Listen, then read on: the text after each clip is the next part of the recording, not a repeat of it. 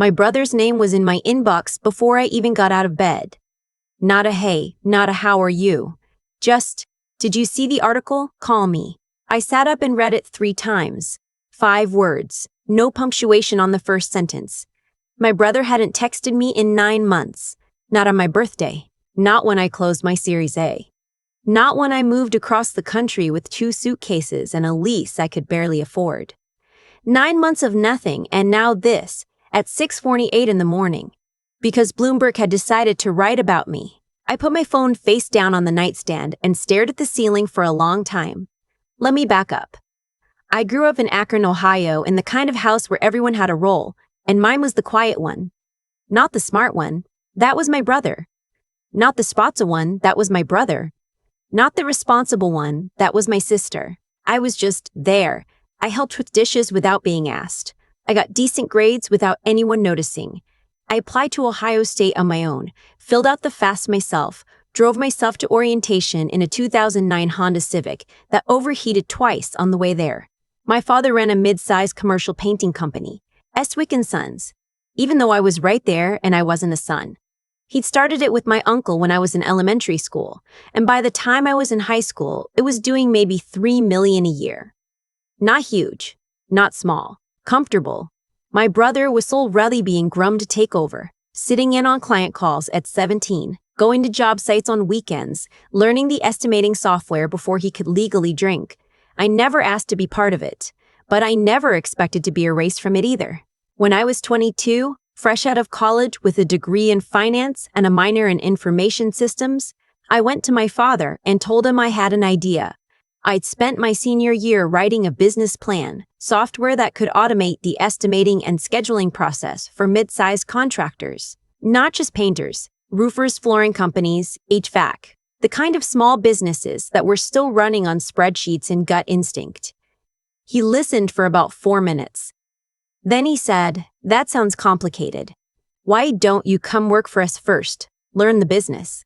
I said I'd love to do both. He said, "Let's get you settled first." I spent 2 years at Estwick & Sons. I built their first real digital quoting system. I cut their estimating time by 30%. I found 3 invoicing errors that had cost them over $40,000 across 2 years. I trained their office manager on everything, documented every process, and handed it over like a gift with a bow.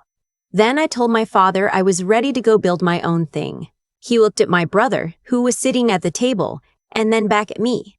"We were thinking," he said, "that you could stay on. Help manage the back office. Trevor could use a strong number too." Trevor, my brother, 2 years younger than me, who had never built anything from scratch in his life. I drove home that night and cried in my car in the driveway for 20 minutes.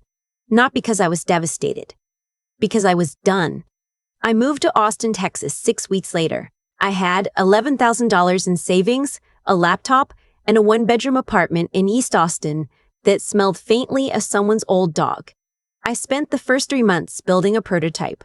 I called it BuildLine Construction Workflow Software, built specifically for contractors under 50 employees. I want to be honest here. It was not glamorous. I ate a lot of rice and beans. I had 3 freelance clients on the side to pay rent. I worked from a coffee shop on South Congress because my apartment didn't have great light and I needed to be around other humans, so I didn't lose my mind. My family didn't call to check in. My mother texted once to ask if I was doing okay over there. My father didn't text at all. My brother Trevor calls, exactly once, in month 2, to ask if I had the login credentials for a supplier portal I'd set up before I left. I sent him the credentials and he said thanks, and that was the last I heard from him for a very long time. My grandmother called every Sunday. She was the only one. "You doing all right, sweetheart?" she'd ask, and she meant it. "I'm getting there, Grandma," I'd say. "Good," she'd say. "Keep your head down. They'll see." Month 7, I got my first paying customer. A roofing company in Denver, 12 employees. The owner's name was Joe, and he paid me $400 a month for access to BuildLine. I remember staring at that first Stripe notification on my phone and sitting completely still for about 30 seconds. $400. Recurring. Mine. By month 14, I had 22 paying customers and a part-time developer helping me. By month 20, I had over 90 customers and I was doing just under $2 million in annual recurring revenue. I applied to a venture accelerator in Austin called Capital Factory. I got in on my second try. The accelerator changed everything. I met investors. I learned how to pitch. I gave a presentation in front of 60 people in a room downtown, and my voice only shook for the first 30 seconds. In the fall of that year, I closed a $4 million seed round. I called my grandmother the night it closed. She cried a little. I cried a little. She said, I knew it the whole time. I didn't call my parents. I told myself I would eventually. I kept not doing it. What I didn't know, what I found out much later, was that Estwick & Sons had hit a rough patch around the same time I was closing my seed round.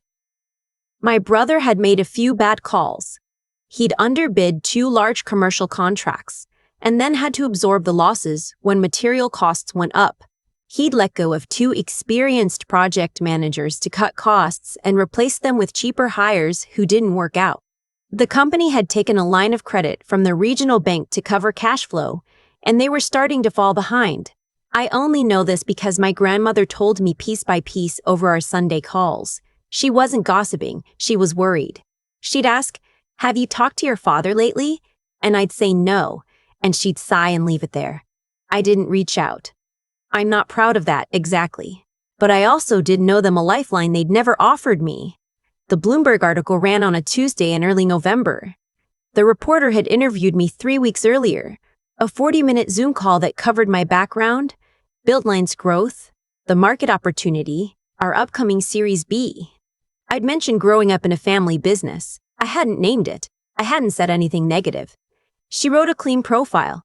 The headline was something like, Austin Founders Contractor Software is quietly reshaping a $50 billion industry. And somewhere in the third paragraph, she mentioned that BuildLine had recently received a preliminary valuation of $87 million ahead of its Series B round. My brother's text came in at 6:48 a.m., the morning it published. My father called at 7:15. I let it go to voicemail. My sister, who I genuinely hadn't spoken to in over a year, sent a Facebook message that just said, wow, so proud of you. I rog. My mother texted, Dad saw the article. He wants to have dinner. Can you come home soon? I read all of them in the order they arrived, sitting on the edge of my bed in an oversized t-shirt, barefoot with a cup of coffee going cold on the nightstand. I knew what dinner meant. I'd known the moment I saw my brother's text. Here's the thing nobody tells you about success. The people who ignored you don't disappear when you make it. They just change the subject. They stop being absent and start being present in a way that has nothing to do with you and everything to do with what you have now. I knew what dinner was. It was a pitch meeting dressed up in my mother's pot roast. I flew to Akron 3 weeks later. But before I booked the flight, I did something else. I'd known for about 4 months that Estwick & Sons was in trouble. My grandmother had filled in enough pieces that I could read the rest of the picture myself. And a few weeks before the Bloomberg piece ran, I'd had a quiet conversation with a commercial lender I knew through my network. Estwick & Sons had an outstanding loan with First Midwest Regional, about $620,000. The company was behind on payments. The loan had been flagged internally as underperforming.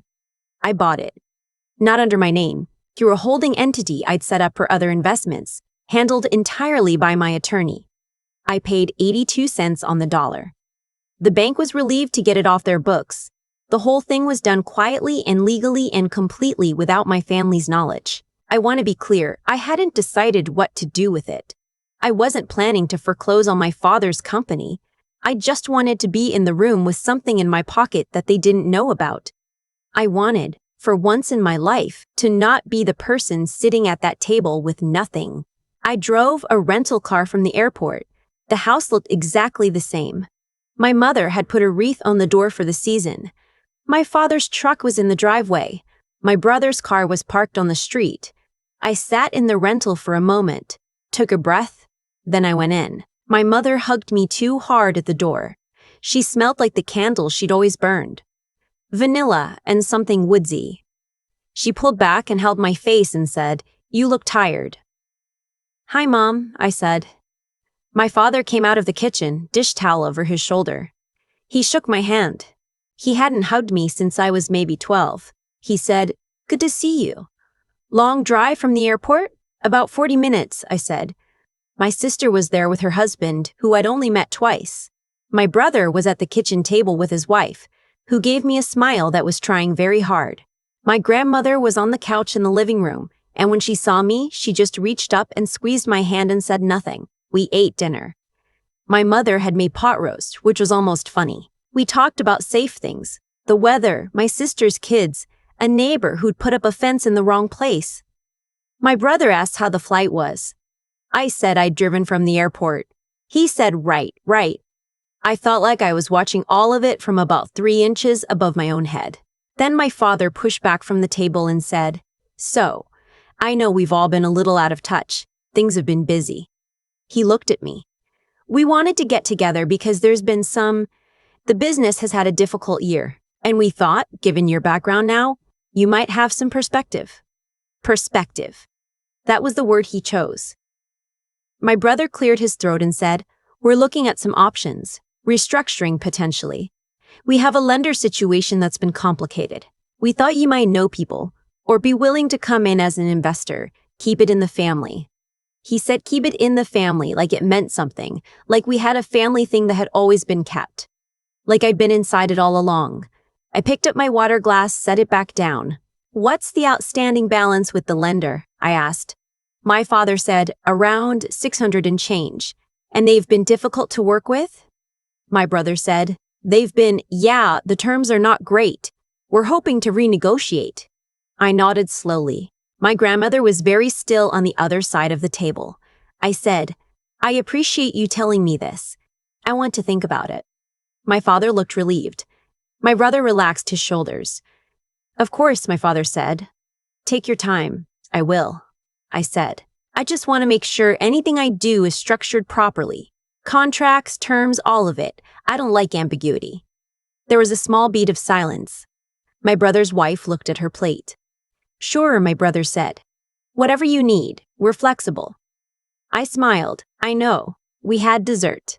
My mother made the apple cake she'd been making my whole life with the brown sugar crumble on top. I had 2 pieces because it was good and because I hadn't eaten it in years and because I wanted to sit in the warmth of that kitchen one more time without the weight of everything in it. My grandmother caught my eye across the table and held it for a moment. I gave her the smallest nod. She looked away and had some cake. I drove back to the airport the next morning. Early flight. I didn't say much at breakfast. I hugged my mother. Shook my father's hand. My brother whistled "We saw" and said, "Let us know what you're thinking. We really think you could be a great partner in this, Jess." Jess. Short for Jessica. The name he'd called me every day for 20 years and then hadn't said for 9 months. "I'll be in touch," I said. The rental was cold. I sat in the driveway for a moment and watched my own breath fog up the windshield. Then I drove to the airport, got a coffee, and called my attorney from the gate. "I want to tell you what I decided, and I want to tell you why. I didn't foreclose on them. I didn't want to. That was never the point. I'm not built for that kind of cruelty, and I don't pretend otherwise. What I did was restructure the loan under terms that were better than what they'd had with the bank. Lower interest rate, longer runway, real flexibility, but with 2 conditions. 1, my brother stepped back from financial decision-making and brought in a professional operations manager, which I helped vet. 2, quarterly reporting to me. Full transparency, no surprises. My attorney drew it up. My father's attorney reviewed it. It took about 6 weeks. My father called me when it was finalized. He was quiet for a moment and then he said, "I didn't know you had the loan." "I know," I said. Another pause. "How long before dinner?" He didn't say anything for a while. Then, "That was smart." I didn't say anything for a while. Then, "That was smart." I didn't say thank you. I didn't say it was fine, or don't worry about it, or any of the things I would have said when I was 22. I said, "I hope the new structure works. Let me know if there are issues." "Will do," he said. We hung up. That was 14 months ago. Estwick & Sons is still running. The operations manager, a woman named Diane who has 30 years in construction management and absolutely no patience for drama, has stabilized things considerably. My brother is still there, but his role has changed. He runs client relationships, which it turns out he's actually good at. The back end is no longer his domain. My father and I talk maybe once a month. It's not warm. It's not cold. It's two adults with a business arrangement who share a last name and a distant memory of an Akron kitchen. My mother still sends me texts with too many emojis. I answer most of them. My sister reacted the way she always does to hard things, by not mentioning them. We had a pleasant phone call at Christmas, and I'm genuinely fine with that. BuildLine closed its Series B 4 months ago, $31 million. We are now at over 400 customers across 22 states. I have 37 employees. I just moved into a real office with a kitchen and a conference room and windows that actually face a direction with sunlight. My grandmother came to Austin for a long weekend in the spring. We ate breakfast tacos on the porch of my house, and she asked me about everything, and I told her everything, in order, slowly, the way you can only do with someone who already believed in you before you deserved it. When I dropped her at the airport, she held my hand for a moment and said, "You know what I always said?" "I know," I said. "They saw," she said. She went through security. I watched until I couldn't see her anymore. Then I went back to work. I think about the version of me that drove away from Estwick & Sons for the last time at 24. Windows down, hands tight on the wheel. No plan except out. That version of me didn't know anything yet. She just knew she couldn't stay somewhere she'd been made invisible. There's a version of this story where I became someone bitter, where I let the years of being passed over curdle into something that made me smaller. I've met people who went that route, who let the wound become their whole personality, who spent decades proving something to people who weren't even paying attention. I understood the temptation. Every time my brother's name came up in conversation, I felt the old pull of it, the desire to say, "Look what you missed, look what you threw away." But I kept coming back to something simpler than revenge, which is that I had work to do, real work, the kind that demanded everything I had, every late night, every freelance invoice, every pitch that went nowhere, every customer who said yes when I'd stopped expecting it. That work didn't leave room for carrying a grudge as my primary cargo. I could be angry on the weekends. During the week, I had a company to build. What I've learned, not from a book, but from doing it, is that how you act when nobody is watching is the only thing that actually compounds over time. When I restructured my family's loan, I could have done it badly. I could have used it as a weapon. I had the legal right to do almost anything with that paper. What stopped me wasn't softness. It was something closer to integrity, the understanding that who I became in that moment was going to follow me forward, and I didn't want to become someone who used power carelessly just because I finally had some. My grandmother used to say, "Keep your head down." What she meant, I think, was, don't let the noise of other people's opinions about you determine your direction. My father had an opinion about what I was capable of. My brother had one. Neither of them was right, but I could have spent years trying to argue them out of those opinions, or I could just go build the thing and let the evidence speak. The evidence speaks slowly. That's the part nobody warns you about. It took 3 years before a single person in my family acknowledged what I was doing. 3 years of Sunday calls with my grandmother and radio silence from everyone else. You have to be the kind of person who can sustain effort across that silence, who doesn't need the validation to keep moving, who trusts the work even when nobody else is looking at it. I'm not telling you it was easy. I'm telling you it was worth it. Not because the money came, but because I became someone I actually respect. Someone who, when she finally sat down at that dinner table with something real in her pocket, didn't need to pull it out and wave it around. I just needed to know it was there. That's enough. Most of the time, that's everything.